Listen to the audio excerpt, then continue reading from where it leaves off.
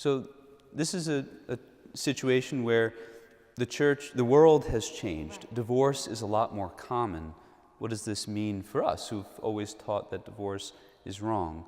I think the first part is the church doesn't change the truth. The truth was given to us.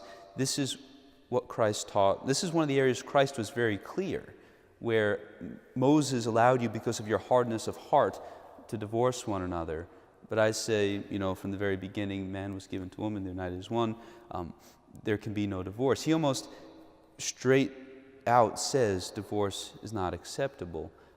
But we do deal with a real world where divorce happens. So what do? Well, I think part of how we're consistent is when you said, "Till death do us part," we take you seriously that you meant it. If you believe in divorce, when somebody says, "Till death do us part," we say, "It's okay, you didn't really mean it when you said it at your marriage." No, we're saying we believe you meant it. So that's why when we use annulments, we're saying something happened that prevented you from being able to mean it. So if somebody has a mental incapacity, when you said, "Till death do us part," you couldn't have meant it because you were out of your mind. Somebody who had immaturity, somebody who maybe was drunk at the day of their wedding, somebody who maybe was hiding an affair, when they said, "I'm going to love you and honor you as long as I live," you were unable to make that commitment. So we can say that marriage never happened, but we can't deny that you promised this the day of your wedding.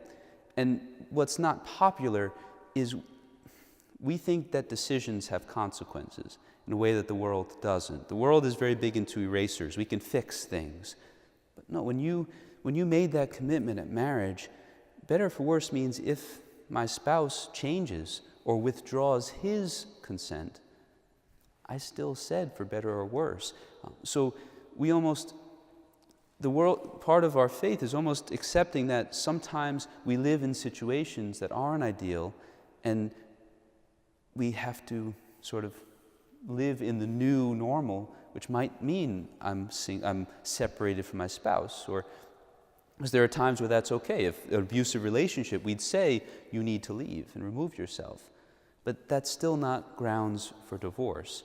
If somebody is divorced and remarried, the church will work with you and say, okay, well, we're going to ask that you refrain from sexual contact. So you've entered a new marriage, which is something outside the church, but you've rediscovered your desire to live the faith. Well then, okay, you can return to you're always welcome in the church, but there are situations where we can say, you go to confession, you say, we're going to live as brother and sister. We can't break this bond. Maybe there's children. We've got a shared household, whatever reason.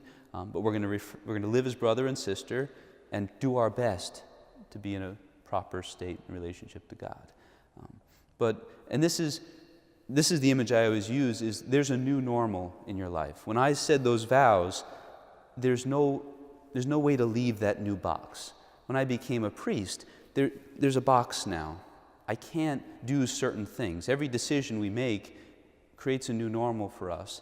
And sometimes that leads us to a difficult situation, but this life is short-term anyway. We're living for eternity. It's a tough topic, and I think it's one that requires a lot of sensitivity, because people do live in difficult situations. We have to be compassionate and understanding, but part of a culture should encourage families to stay together and also recognize it's okay to be single. It's okay sometimes in life, maybe somebody never has the opportunity to get married. Maybe somebody's called to be single. Maybe somebody, because of their difficult situation, is left single. You can be happy with that.